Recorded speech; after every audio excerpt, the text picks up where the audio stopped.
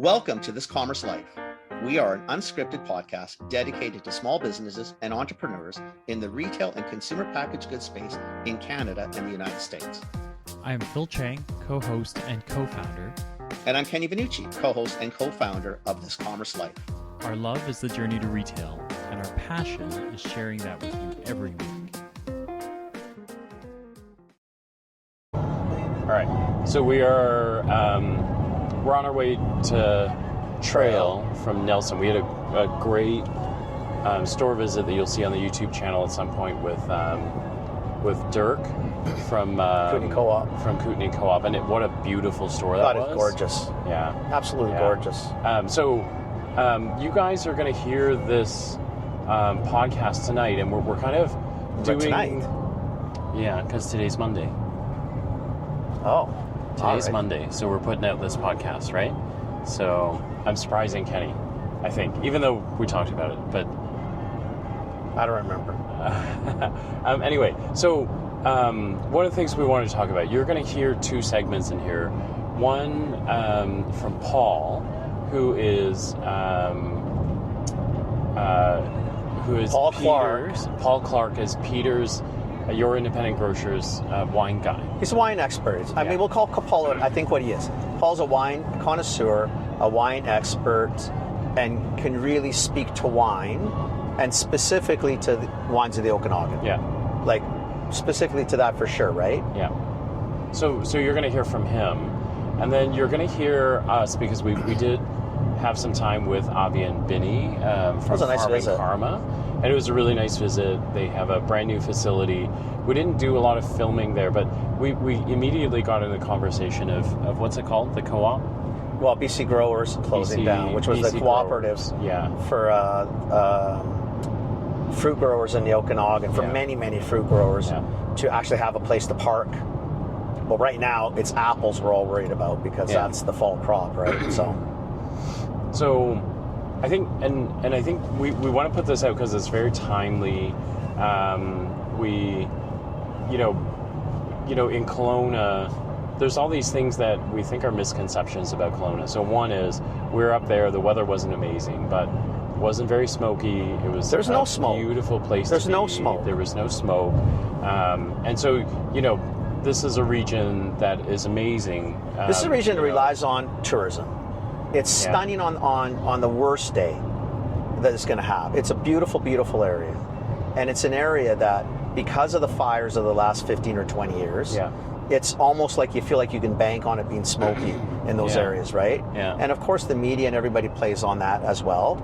I mean, so do a lot of BCers, but it makes it hard for them to do well in the 2 months of tourism when they need to. That's right. And this year has not been a brutally smoky year. Yeah. Right? Yeah. So they're lacking visitors because of that. That's right. So a few things. One is, Airbnb, that's a whole other issue. One thing is, this kind of smoke or lack of smoke, and then, like, it's impacting their ability to draw tourists. Yeah. I think the second one that you'll hear through Paul Clark is, we've read some things about. You guys are in Ontario. Listen, so hang on, let me finish. We read some things on wine growers in the Okanagan, and the cold and how it's impacted their grapes.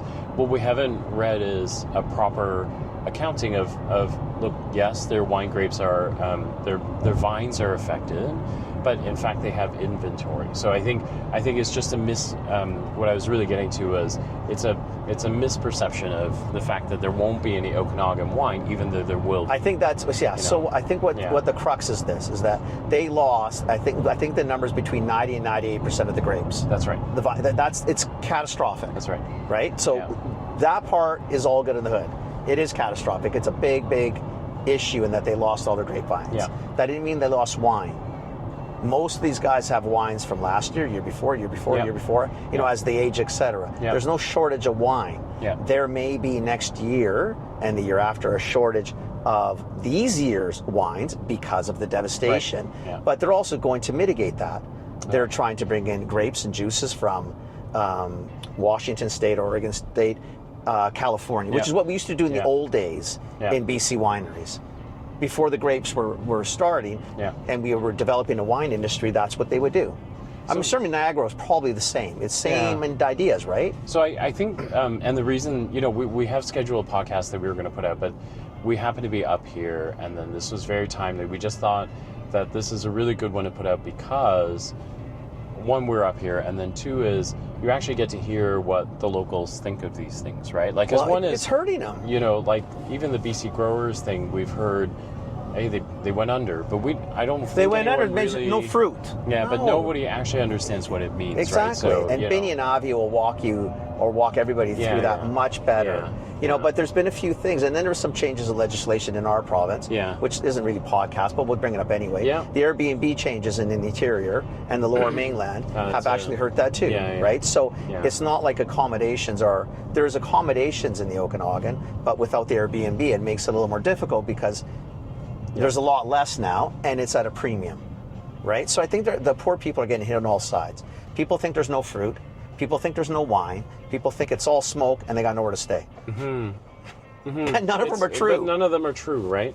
So it almost feels like, and I like being a non-BC person, I think I came out of it going, I'm getting pulled in all the wrong directions. Well, you're getting mixed signals from the people who should be giving the right signals, because not everybody has access to, Peter and Paul or Phil Johnson or all these guys who will tell you the real story. And what do we listen to is to the typical mass media, and it's more sensationalistic to say that it's catastrophic, the world's falling apart, which makes a good story. That's right. But there's a lot of gaps in there. Man. Like fill in the gaps. Fill in the gaps. I think so. So you're going to hear excerpts from the two that will cut into this for tonight's podcast. So hopefully this is educational for you guys. And the other thing is, if you haven't tuned in on our Instagram, we have been documenting. Kenny and I have been talking about this trip, and Peter. God bless Peter. God bless Peter, because Peter's been orchestrating this thing for years, for at least a year. At least a year of non-stop driving us crazy. But we actually went up and we met a whole chunk of brands. We a lot of recording. We walked his store, and then we just walked. We spent some time with Dirk at Kootenai Co-op, and just a really great. It's been an awesome trip so far. Really great trip, right? And then I'm getting to see things I've never seen. We stopped at Kenny's mom's best friend's house yesterday. Christina Lake. I'll show her her real house. It's in Trail, close to our. But you'll get an idea of like how bizarre Christina Lake and Trail are, because we're all on the same street, same distance apart practically. Yeah, and then I got to take some pictures of Christina Lake, which is really cool. We were in Nelson this morning, which is a really cute town of 10,000, and really great, like kind of downtown, right? So it's lovely. Really lovely. So a bunch of then these we're going to take you to the best city in the country. Okay. In the country. Okay. I'm going to go to my hometown. All right. We'll show you Trail. Right. Yeah, okay. So anyway, that's what's happening. That's where we are literally right now. So, because this podcast will drop today, if you are listening to this in the next Monday, Tuesday, I get on a plane Wednesday night to head home. So, so you're kind of like getting this podcast will be about as real time as it gets, I think. This is probably the most real time one we've ever had. Yeah. Looking forward to this afternoon too. Okay, so anyway, that's it. Thank you for listening. And then what you'll hear out of this is probably two different sound qualities. That was Farming Karma. Kenny just opened a Farming Karma. But the sound quality from the two will be a little bit different because they're both in different environments. One's in a live store, which you'll hear some cash registers in the background, that sort of thing when we're talking to Paul. And then Avi and Binne were actually in their warehouse, filming recording as well. And we should really thank them for coming in, because they came in specifically. They left to us. They left the child at home. I think with the grandparents, and came in specifically. So I really appreciate them taking the time to do that. Even Paul, right? Came into the store on a Sunday. Yeah. Well, and Peter gave up his weekend. And Peter gave up his weekend for us. So, so we really appreciate that. Anyway, very nice. So that's it. Thank you. Okay, so this first segment is with Paul Clark. He is the wine guy. Peter's your independent grocer. And then this isn't a real retail store environment. So you're going to hear Chris, who kind of walks in to the middle of this, and she works in the wine section as well. And then you'll actually hear some guests kind of coming in and out because we're standing in a live aisle. The voices that you'll hear, Paul Clark, the other one that kind of talks about Kelowna from a higher level will be Peter, and then obviously Kenny and I are in this as well. So can we touch on like what's happening now? Because I mean, we get two things on the media. One, it took them forever to tell us that we had a winter problem, and we were having an apricot cherry, and obviously great problem. Then it seems to have gone to the other extreme where there's no wines available. We're not going to have any wine. I don't think that's quite true. That's why we're asking you, because I think what we're trying to do is I'm trying to find where sort of the truth is in all this. What is the situation, and what are we sort of doing to mitigate while we, I guess, regrow some plants? Well, it's a good question, because Phil and I talk about that on the radio all the time. And of course, I'm in touch with people like Howard and other people in the industry and the reps and so on. So I'm learning I'm learning this information as I'm going, and I'm disseminating what, if you read between the lines. Yeah. Okay, what's going to be sensational and what's reality? Yeah. Mm-hmm. Well, it's sensational to say we've lost the industry and there's no wine and we're going to be suffering and everybody's going to be in dire straits. Well, that's a lot of bullshit, pardon my French. But we have wine. The wineries have inventory. They have 2 and 3 years worth of inventory. We're talking wines that are making 50, 60, 100,000 cases of wine. Right. They're not running out of wine. The problem is they've run out of customers because the media has scared everybody away. Okay. Yeah, I think we've got smoke. We've got fires. What's going on right now. Yeah. Between fires, which people are already iffy, and now there's no wine. You tell somebody in California they can't go to Napa Valley to go and taste wine, they're going to laugh at you. Yeah. Even though there's fires raging around them, it's just part of the reality of living in California. Yeah.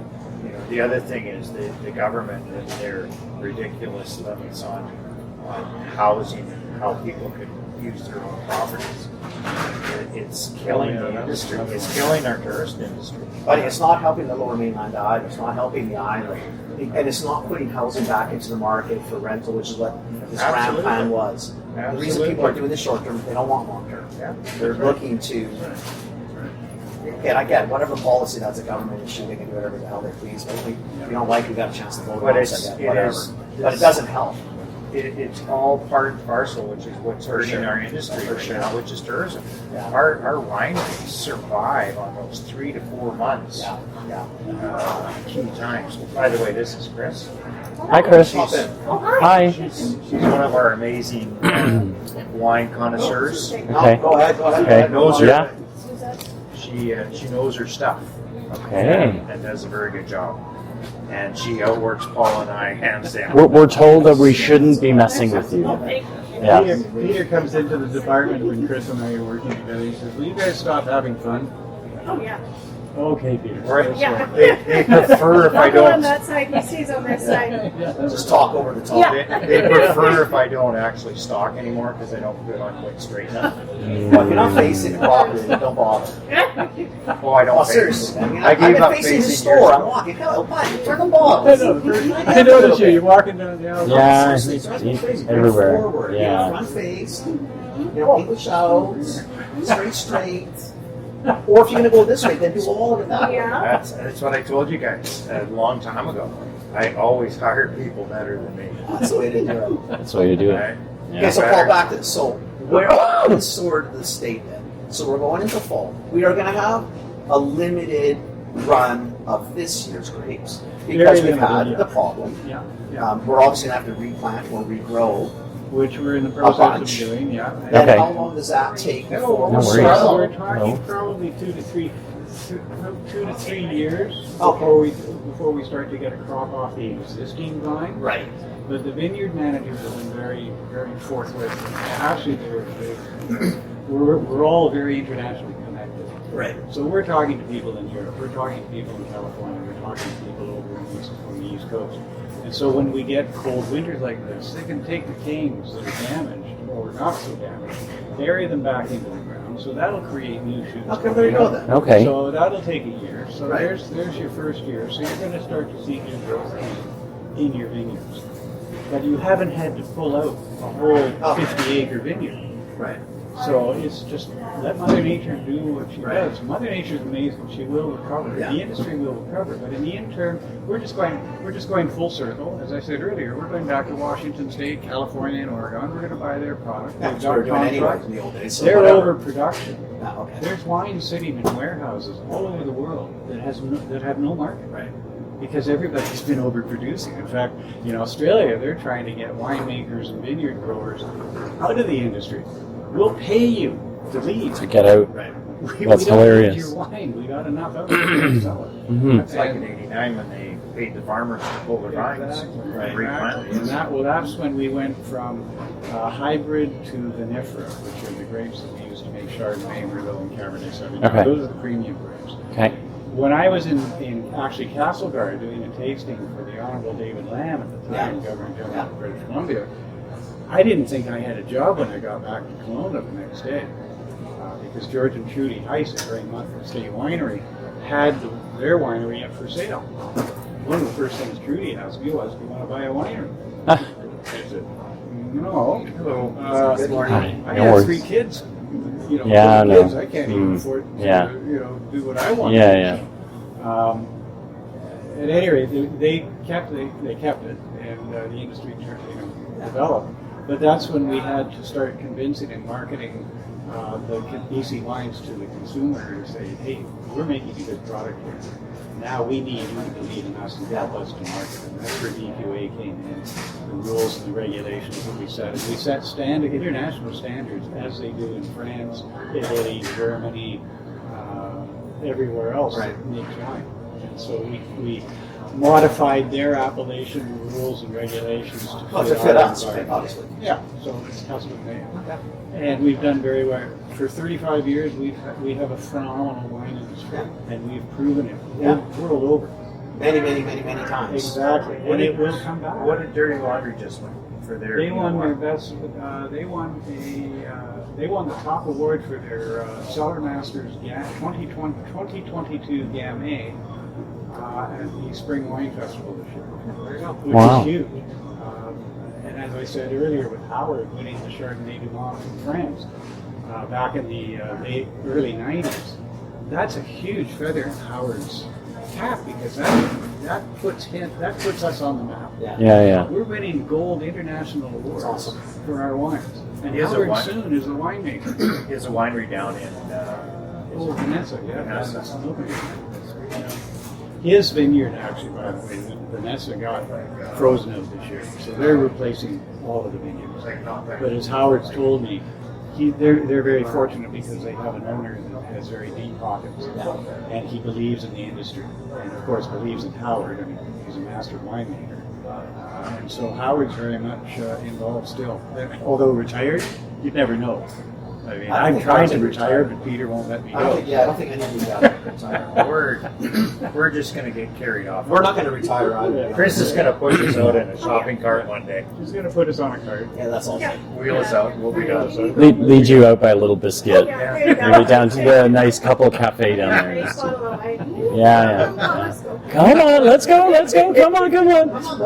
Yeah, she looked at me last week and she said, "No, I'm not pushing you wheelchair either. No. You're on your own." Yeah, you're on. You get motorized now, right? Exactly. I mean, that takes all the fun out of it. It was quite limited, so it's all good. Hey guys, so this is the conversation with Avi and Binne, who run Farming Karma. And this was at their new facility that they're building just outside of Kelowna. So you'll hear a different story here. Being from Ontario and definitely not a farmer, I don't think I understood any of the stuff with the co-op or the BC fruit grower situation until we talked about this for real. So hopefully this is helpful to you guys. So this will be the Avi and Binne portion of this.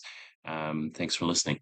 Get phone calls because people are looking to find an avenue for their Looking fruit. for help, right? Yeah. Well, for us, reputation is a big thing that my dad and our family's built, so we can't overpromise, underdeliver. It's just Again, I happen. think unfortunately, even for timing for you guys, again, if you were 2 months ahead, it's maybe not that big a deal, but you're not ready to go tomorrow We're morning. gonna be ready in a couple of weeks. Yeah. I think like within September at some point. Yeah, near And the middle to end of September, we should be And- ready to go. But there's so much that goes into it, like systemization of it. Yeah, so it's But we're going to be operating at like very much below capacity, For probably sure. 20 to 30% of it. So we're not expecting it to like run and then Yeah. like pack at full capacity and run Right. double shifts. So our expectations are pretty Why not? conservative.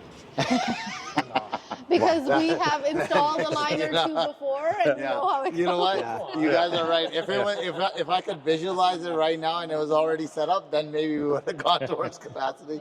But not right now. If so. this was Avi and Binne starting out farming karma 5 Oh, yeah, years no ago, then I would problem. be like, yeah, 100%, it's going to be good to go.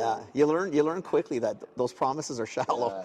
And as soon as I get apples in a bag or a box, It I'm is. going to be talking to You this have to man be over at a here, certain Peter. scale. to Absolutely. justify What- costs hey, what like do I do this. with the And in the box? past, whenever we Help built me out, buddy. buildings, like within a year or two, you outgrow it, and then adding more to it costs way more than just initially planning for the growth. Yeah. So 21 containers we got coming from France. I think about 10 of them have landed in Canada. Of just the equipment. Of the equipment. So Jesus Christ. but because of their the And that's just the manufacturer was Apple delayed about a month. So they're throwing all their resources in terms of Yeah, like this patching thing it will look together. very So tell us what you're doing different. here then. We can start so what's going on? So, like so I what? turned off filming. So I'm just going to record. Okay, so what's happening? We walk into this big, huge red barn. Yeah. So what is it? It's a Outside big of being barn. really, really big. Yeah. So essentially, we have it divided into three areas. Okay. On this side, we got coolers. So there's 3 coolers. Quite a large holding capacity. Oh, that's for a lot bins. of coolers. That's a big cooler. Just Oh like- yeah. So a lot of coolers here. Wow. For storage and things like that. Here we have most of our kind of our product packaging and things like that. So Okay. there's some storage space allocated. We have juicing equipment here coming in, so that'll allow us to expand, canning equipment, and then of course getting the ability to sort our apples. Okay. So essentially what we're trying to do is our new slogan that we're starting to use now is that we want every apple to have a home. So with us, what we're trying to do is filter out the premium apples and then see what we can value added fruit products we can do. with Okay. those. So it's not strictly production for the farming karma drinks. We're talking a bunch of things now going on. Yes. in Because here. we're trying to be fully vertically integrated. So we plant the trees, we grow, we harvest, but then we end up sending it to a third party who sorts it. Right. And then we have to buy back the apples Which that makes we little want for sense. juicing. So Yeah. operationally for farming karma, that adds a cost, For and sure. it also adds uncertainty to our supply chain, because if we weren't able to secure, let's say BC Tree Fruit now no longer has apples and now we have to scramble. Right. And with farming karma, we've reached to a level where we need to be very consistent with our inventory and be able to deliver those aspects so that our reputation doesn't take a hit. So for us, it was very important to take control of those apples ourselves and be able to secure the apples for the whole year to be able to do the Right. value-added products. Right. Yeah. Obviously, it helps on the farming side too, but the goal is to be able to, like we said, use every single piece of apple. And this year we'll have more than we had before because we're not just buying back what we need; there'll be surplus. That's Which awesome. allows us to create more products. So what that- kind of more products? What do we, without sharing, you don't have no trade secrets. You don't have to tell us anything you don't want to tell us. No, like I said, we're pretty open book. So with us, This Yeah. is recorded though, remember? Yeah, That's yeah, why yeah. I want to make sure. Yeah, but with us, I think having this facility going, having the storage capabilities, having our apples being utilized for various products, Yeah. I think we can get into things like sauces. I would say like or, sauces yeah, and- jams, that kind of When thing. we That's first started awesome. farming karma, we actually thought we were going to do a few different products at the same time. We, for a very short amount of time, had apple popsicles. We had apple fries that we were selling at our store. We also bought a dehydrator, which was supposed to make fruit leather. So we tried to do too much at the same time and very quickly learned that we have to zone in on one thing and do that very well. And that ended up being beverage. So this is those plans have just been like delayed, not wiped clean. So No, that's here we good, are though. A few So years later. That's good. Yeah, and then what I believe makes us different from our traditional, say, packing facility. Packing facility is geared towards fresh market. Right. I think we have the ability to kind of really dial in our SKUs to be like, how much percentage of our crop is going to go into value added, Right. and how do we filter that out, Right. and what that looks like. So we'll be able to really dial in our most premium apples for maybe fresh, and then everything else can go into these various So, but that's products. awesome though too, because it also gives you a chance to, your timelines change. I mean, apples at least is a commodity that you can last a winter. Exactly. Like if you can keep it cold, apples can go. Yes. But if you can do other things, you get 2 years. I mean, you could just, and I think you could be a huge help to the community at that point, because then you can take surplus. Yeah. Exactly. Like you can actually take overflow and do it some can cool add stuff. more to the growers' pockets at the end of the Absolutely. day, because if that apple is generating revenue, then that can flow back to them. Absolutely. And it Like can go to most waste. most packing facilities, and it's easy to talk about the co-op because that's kind of like the community Right. place. So there's charge, like as a grower you get charged for all your culls. So if 30% of your fruit is discarded, there's actually a bill for that. You get charged Oh. 10 Like cents. sometimes it's not 15 just cents $0. a pound just for the cull. They take money and they have to, and that's an industry Because standard. there's a cost to run it through the line, whether that gets packed for a Yeah. grocery retailer or it ends up going to garbage. There was a cost say that, associated eh? with running it on the But line. with so us, I growers think ends up we'll paying be it. able to utilize a lot of it. So the swing is almost twice as much. So it's not only that you can swing, like you're not getting charged, it's getting utilized. It's actually generating some sort of revenue. Yeah. Because again, what in an applesauce, do you really care if it's slightly bruised, undersized? Like who They're cares? perfectly nutritious, healthy. It's an apples. apple. They- It's good for you. Eat it. Yeah. No, well, because it does. It's really hurts, especially old school, right? Because all our parents came from a different time, a different place, and wasting food is like they hate it. Yeah. Like with every ounce of their being, they hate it. Yeah. I'm sure Peter can speak to that a lot. Like people are so used to looking at perfect fruit. I and know. What's the vegetables, difference if the like, apple's a little small? Yeah. It's and- creating a lot of unnecessary food waste. I think you're And right. you know what? With everything that's been going on in the industry, I think farmers are doing a good job in terms of creating awareness. I mean, what's happened there is, like I said, shocking but not surprising. Yeah. But with all of that, it's good to. But we have a lot of apple volume here, and we got to move it, right? Let's move it, yeah. So I know there's some good campaigns going right now. Apple Fest is one of them. Yeah. But that is a very important portion to raise awareness. But there's a lot of apples, and It's a drop in the bucket Yeah, it's to a drop what in the is bucket. being produced in the valley. Yeah. Yeah. It is. So we gotta get federally be on board into how do we move this. I've had probably 10 farmers or orchardists reach out to me saying, hey, can you take my apples? Yeah. But I already have But the you're one guys I've been store dealing- too, right? No, but I've been dealing, Yeah. I already have Yeah. my base that I was dealing with. And I can't, not buy from Yeah. them. But even if you could, Peter, Well, I'm how going to you- try and get, I'm going to talk to the produce guy next week in Vancouver at the golf tournament. I think that's the trick. I think we need to send our Loblaws refrigerated trucks up Yeah. because we have 5 fresh warehouses. Yeah. And utilize it. And I mean, if the strike is over, like you were saying, that's Yeah. great. It sounds like they've been mandated to on go the train. back. Then at least maybe we can get some product out to the east too, right? Get these Exactly, trucks loaded up Yeah. and shipped out. Well, at a time when we're so concerned about product, inflation and the prices of things, and then we're going to go throw food out. Yeah. That's wrong. And you know what? I think this is an opportunity. I don't know where the provincial government is at. I think this is the perfect opportunity for programs like Buy BC and Feed BC. 100%. To get in hospitals, schools, arenas, whatever they Yeah. own. They can push this food out 100%. through various different avenues. But at least I don't know I haven't done the math on how many pounds of fruit we'll have. Is there a But- way to, yeah. not to interrupt, sorry.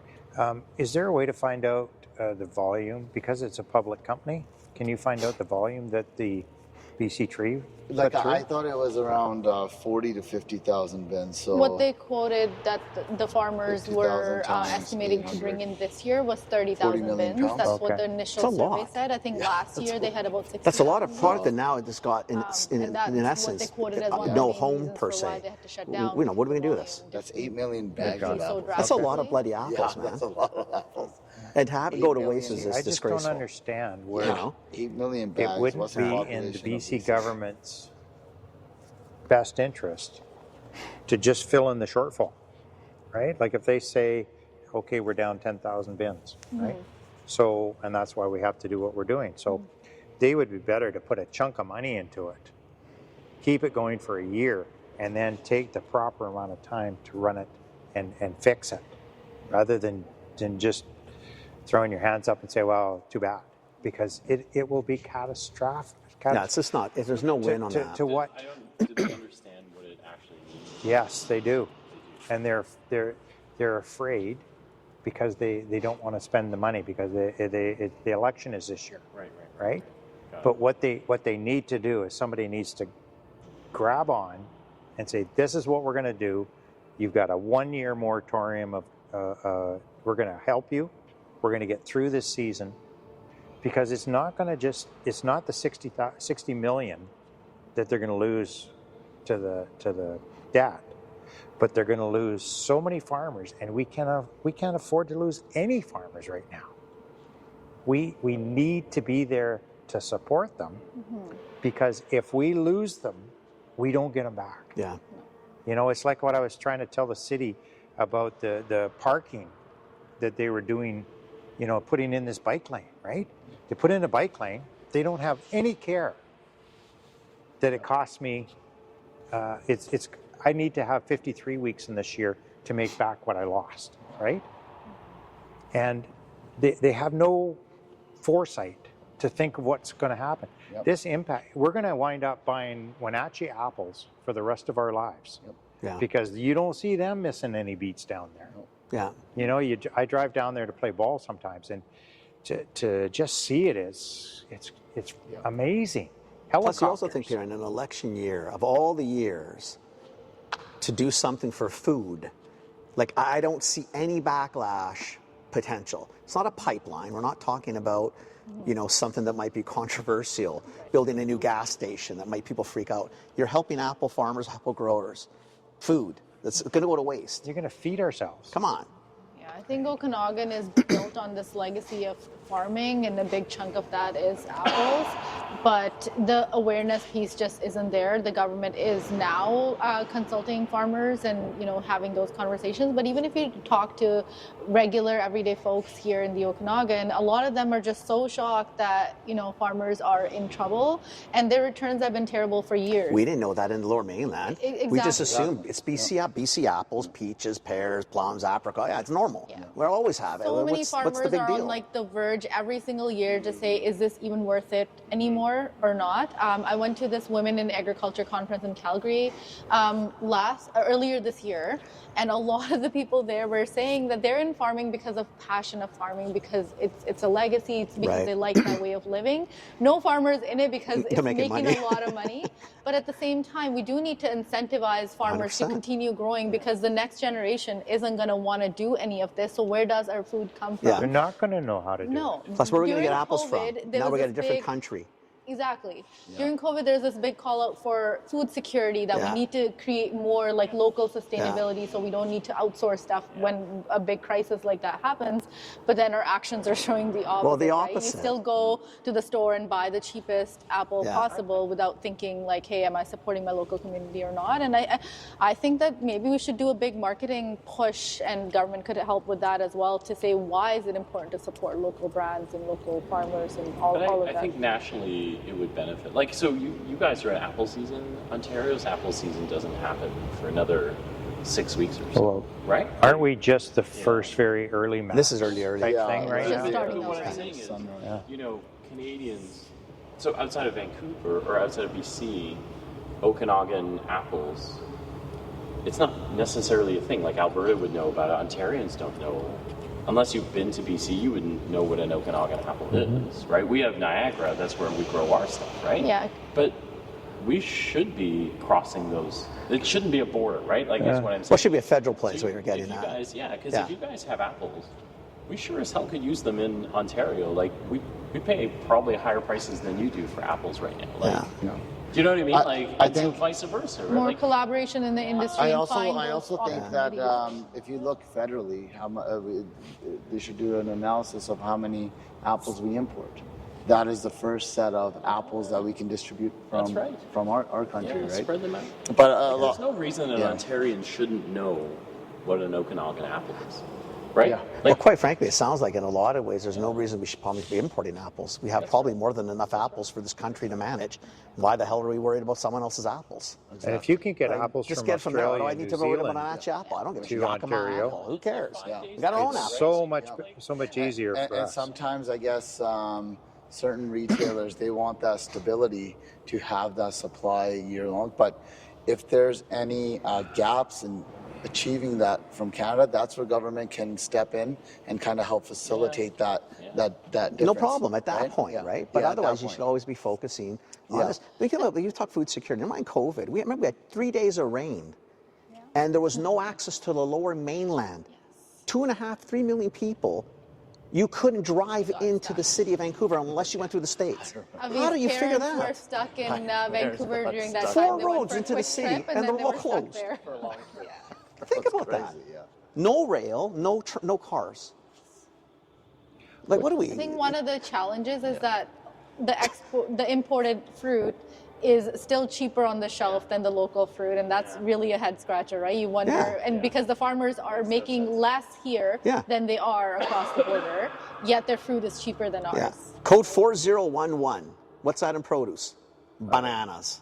No. Oh yeah, I guess. So you think about it. How can a banana 69 cents since I was a little kid? It's now 79. It's got to come farther than anything we can produce in this country. And our apples are going to be all more than that even. Yeah, I think governments are, like Binne said, they're starting to listen to growers, but there's such a big knowledge gap. And you know what?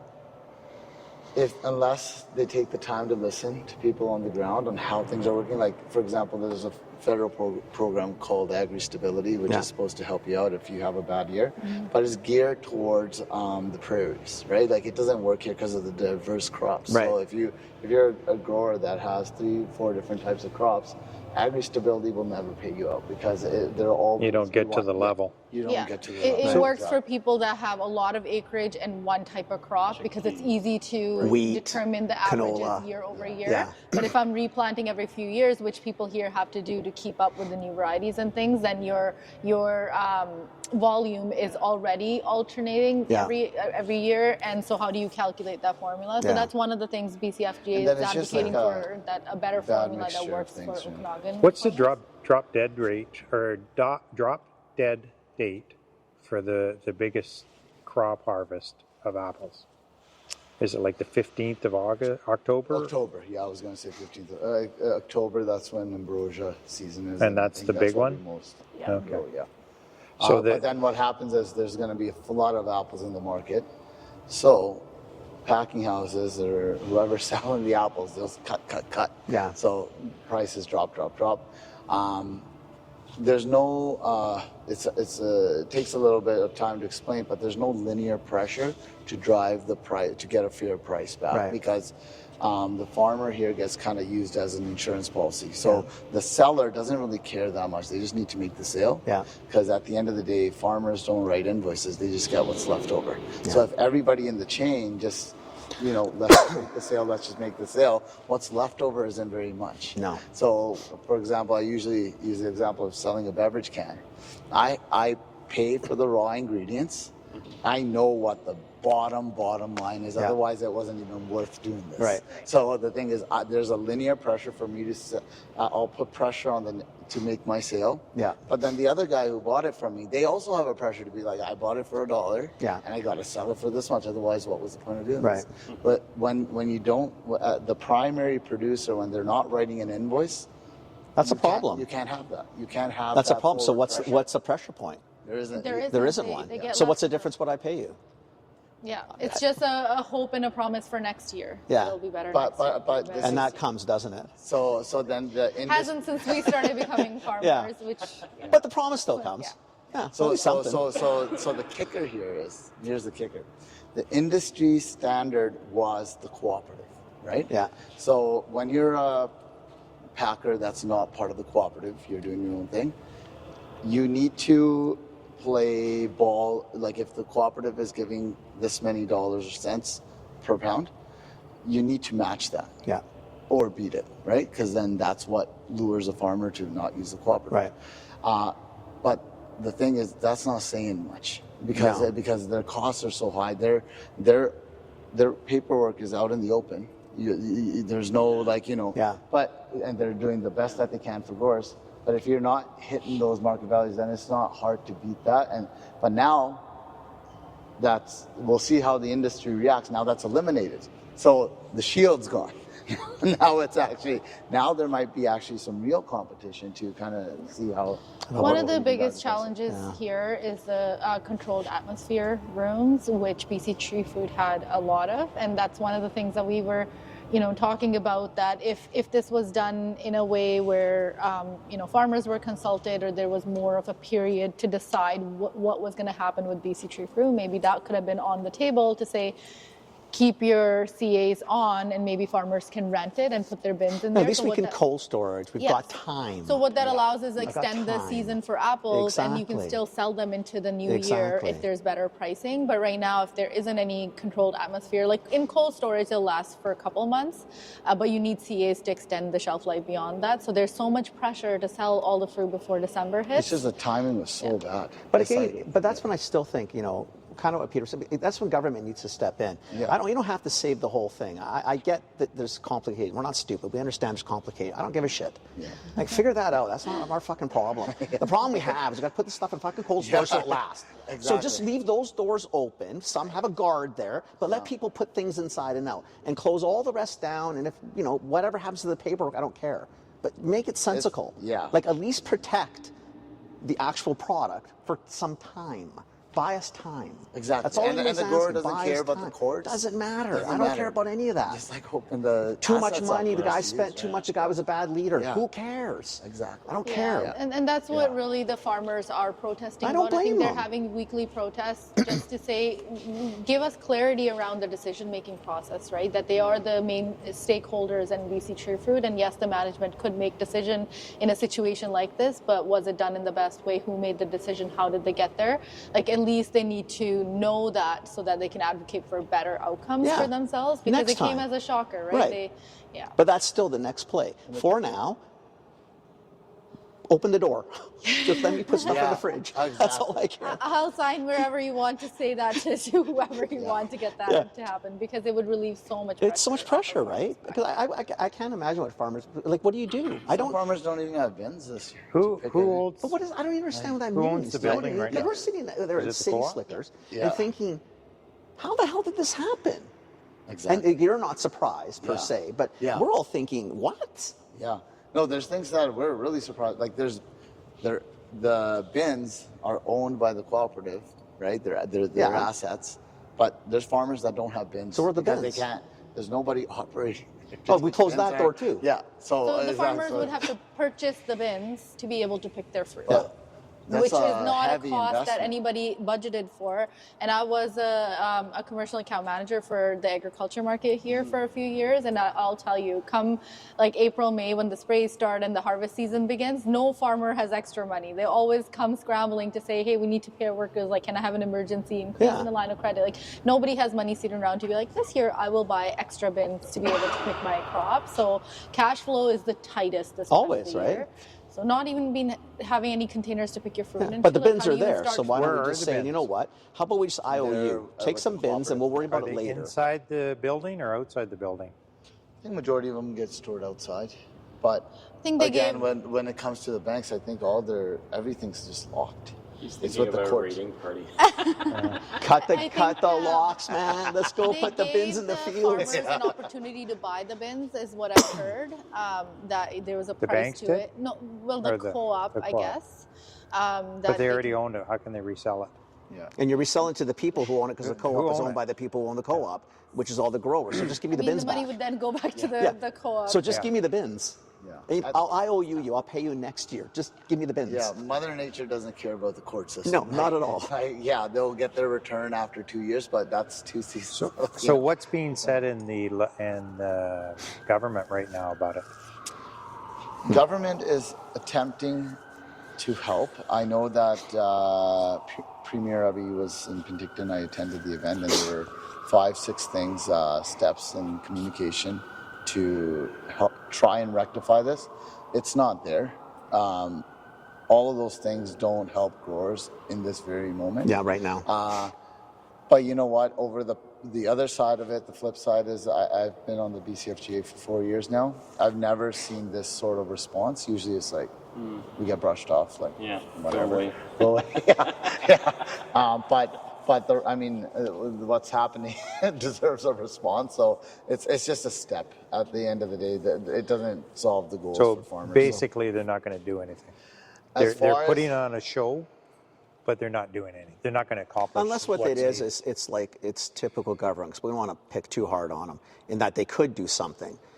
So it's like everything. Sometimes I just don't think they know the answer up front, but they just can't take their usual 10-year time to make the decision. I think what Ask they're a few trying to experts. do- You guys are in this industry. Ask a bunch. You say, what would you do? I'd unlock the gates. I'd open the So coolers. I think the challenge is that industry is still not united on what the solution is. So they hear from a bunch of different parties and everybody's feeding them a different idea. So I think their That's a default problem, is then. that if there's an existing program that that's a is problem. there that helps farmers, so we'll many just put mixed more messages. money there Somebody because then you don't have there's to money- create there's money something in from apples. ground up, Yeah. which is what they have done with the agri-stability increase. But the challenge there is like BCFG has been advocating, it doesn't help all the farmers. It helps farmers with a certain model, Right. and it leaves a lot of the smaller diversity farmers out of that payout. So for the government to create a brand new solution, it takes a long It's time. and there isn't a consensus on what Right. that might be. So yeah, they've poured some money into the existing programs, and that's helpful, but not for everybody and not right away.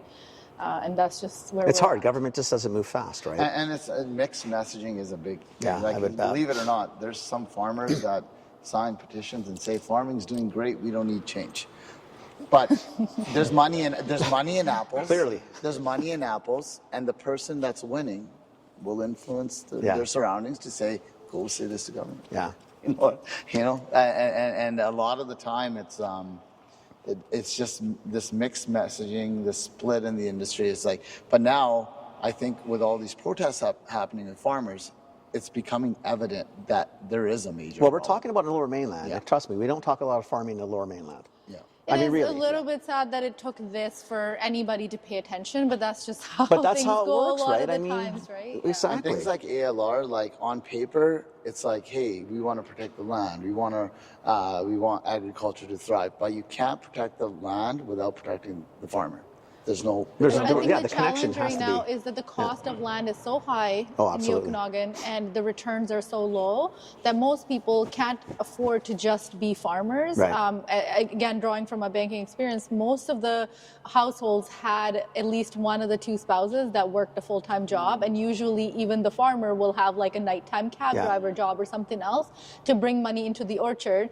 And I feel like farmers are essentially subsidizing food for everybody else Yeah. because they're It bringing makes no outside. sense. Yeah. It makes no sense. And so one of our ways to battle that was to create an agritourism facility at Farm Yeah. and Karma to bring people in to talk more about these issues and Yeah. bridge that gap between The more we farmers learn and about consumers. it, Binny, the better we understand it. The more you do stuff here, you're going to have capacity Yes. more than you need, which Right. means you can help. Exactly. Right? And then maybe you'll get a few other folks who are saying, okay, you know what? The model works. Maybe we should do the same. Hopefully not Yeah. competing directly Yeah, with yeah. you. Yeah. But Honestly, does it innovation is matter? There's needed. so much The capacity. way farming is right now, people are forced to innovate, and that's what happened with us, and sometimes good things come out of it. Yeah. But the issue is not everybody has the family support that we do or Right. the capital investment to be able to make something Right. like this. Avi's dad, Karma and Kuku have been farming here for 30 years, right? It took a long time to Yeah. build us to a Yeah. point where we can invest can do this. into a value-added facility and Right. have all of this. Right. So to expect every farmer to be able to do that, that's just not possible. It wouldn't. So we need a bigger intervention that covers everybody and ensures that the next generation sees this as something viable. If everybody's looking at their parents to be like, you work way too hard and you make way too little money, I'm not going to be a farmer. Then who's farming? Yeah. Then we were told that. I became a pharmacist because my parents are like, don't Well, do it's steady, farming. right? And Well, I think why would you do what this? will end up happening is that What some would of you the do? bigger farmers that do have the money to make capital investments are going to end up buying all of the smaller farmers, and we're going to see a few big conglomerates, which is not what we want to encourage. Well, we'll see what we see in retail or other places. Yes, 4 or 5 exactly. guys. And Yeah. they own 85% of the market. And how does that help us? The problem is Canada's known for that, right? Yeah, we just do that really well. We do that. Yeah. Like Canadians do that. Yeah. Right? So we say we like local, and then we let. Well, we said we like local and we like competition, and then we just make a system For that sure. really Like right negates now, we've both. got hundreds and hundreds Right. of farmers in the Okanagan, right? Yeah. That's what makes us special and unique, and it allows so many people to make living off Right. of the land, and we want to keep that going for the next generation, but it's looking pretty bleak. Yeah, and unfortunately, as much as I think even if government stepped into the greatest capacity, there are going to be farmers that go under this year. It's been going on for far too long. It's too This far isn't gone in just, some cases, I guess, It's too right? far. It's Yeah. like People have a been living decade off too of the far. equity of their farm, right? So the only silver lining to this whole thing is that the land value. Yeah, is if I going sell up. it, I can do okay. Yeah, but if you're a farmer, you don't want to sell land. No. That's so near and dear to your heart. And so the only time you're going to see money is when you actually sell it. Every other year, Yeah. they're borrowing from the equity of their farm to keep investing Yeah. in it over and over One again. of the brands was telling us that yesterday. You remember? One of because we've been kind of driving around and talking to brands. Peter's been taking us all over the place. Yeah. And one of them said the same thing: is that there was a particular farmer. I don't think she said who, but they'd been selling off parcels of Yeah. land bit by bit, right? Because she was just trying to buy time, trying to kind of just shift. Yeah, but then what do we do? But then Then a developer buys it, we put a slab of concrete, build the building, and then your farming's gone. They thought, okay, well, Now what? This is it, right? So then- How do we feed the building? I can't remember which brand it was, but Ultimately, one we of still them need to get said, food. Exactly. Yep.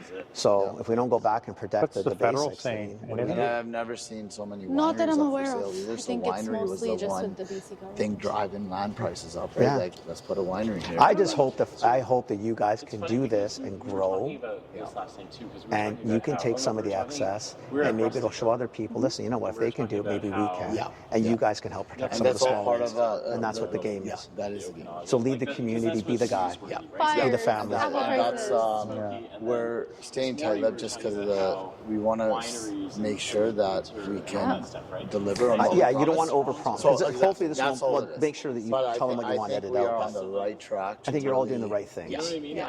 I just worry the same thing you did. I hope it's not Not real, right? Like, too you guys little, are too trying, late for many. like, there's a But if lot you can going save a on few, here. God bless you, save a few. Exactly. But I think the game now is to help the farmer. If a farmer grows C plus grade fruit, Trying to report on bad if you can get good return to the Makes an farmer, A plus yeah, applesauce. Yeah, exactly. The applesauce doesn't give a shit. Exactly. Yeah, Makes A plus doesn't care. applesauce. And then you can also incentivize them to be like, Absolutely. you got a good return. Yeah. Right, I when need you to say be like next 90 year. years Absolutely. of legacy of When you this start- we saw so many organization people, they're the week going there's those under, you people know that are that's something terrible. making that doesn't happen every what's other it, the year. rad jams or rad, Yeah. and then Rad the relish, relish yeah. people. Yeah. Make an apple relish, Yeah. or make an apple jam. Exactly. Like, figure it out. Yeah. But those are I the mean- peeps that are going to do shit, right? Yeah. They may not be huge, Yeah. but every little bit helps, and every bit keeps pushing BC Okanagan apples, and that's what we should be doing. need And to we're know starting to that. explore even export to Excuse me. the States. Well, we buy theirs. Yeah, Negative exactly. news So always there's a sounds lot of more. opportunity to sell goods. Yeah. But it's a matter of kind of getting that opportunity. But it's also the logistics back up, and that's what BC Fresh in theory should have been doing, Yeah. right? Yeah. Anyway, you two can save the planet. Yes. You're young, you got things, fix it. There's the two of you, fix it. The future rests here. Thank you. We're Yeah. 3 old guys are going. Yeah, we're done. We caused maybe the mess, you fix it. We learn a lot from you guys. So. We definitely caused a bunch of things. No, I think I really like so some positives out of this. We're seeing some young farmers come out. It's awesome. And supporting their parents, supporting their Good. families with advocating, and we're starting to kind of form a little. It is a small. But you crew, guys are but doing it. Is it. But becoming I a crew, mean, so- you take a look. You guys are doing it. Yeah. Your family was in farming. You're doing it. You're putting money and time and effort into it. And you're doing a value add. So you can do it. Yeah. I mean, I know it's not easy, and I know it's capital intensive. I agree with you, Binne. But And it's a huge risk. I know is. from the outside, things always seem rosier than they actually are. Like we're very grateful to be in the position that we are, and we're going in the right direction. But things are, very precarious. It's year by year. Anything in the beverage industry or the fruit industry can overnight shift. well, things, Mother right? Nature also can really make things Exactly. interesting. Exactly. So you have to really have a high risk tolerance to be able to do something like this. Yeah. But hopefully we can grow enough to be able to support. Well, we're still the waiting for the farmers two as of you well. to fix it. So just get on it. Clock is ticking. No, it's- Clock's ticking, baby. Let's go. We'll just keep drinking. Why are we not doing something? Why don't I hear you claiming? Where are the people? Get on it. Where's the Build all electrician? Who's our apples. electrician? He left. He got scared Maybe we of just the need mic. you guys here to make sure everything runs. We should have mic'd him up. That's awesome. No, it's at the same time we are having fun doing this. It does get scary at times, to be honest with I you. bet. I but, bet. But hey, thank God you guys are it's, the ones that'll game take of the life. chance. It's fun. Yeah, no, the parents bring so much resilience and their knowledge from the farming background, and we're essentially trying to think outside of the box. Yeah. That what they did very well, but it can't be No. sustained anymore. Unfortunately, change. like I think that in itself is a problem, that we are forced to Yeah. not just be farmers and be something else. Like we're excited to be value-added producers, but it shouldn't be something that's expected of farmers. Producing food in itself should be valuable enough, and they should be able to make a comfortable living off of They it. should be able to make a great living off it. They really should. Well, how do they have a dairy board that forces us to have high milk prices, and they can't do the same for an apple farmer? Exactly. Like there should be, Agriculture board. if they're going to do it, they need to have a base, Yeah. right? And it has to. And once you get the base, you're going to lose 5%. We're going to lose 5 to 10% of our wineries this year. Yeah. Because There's of what's a record going on, number right? of those on sale this Right? year.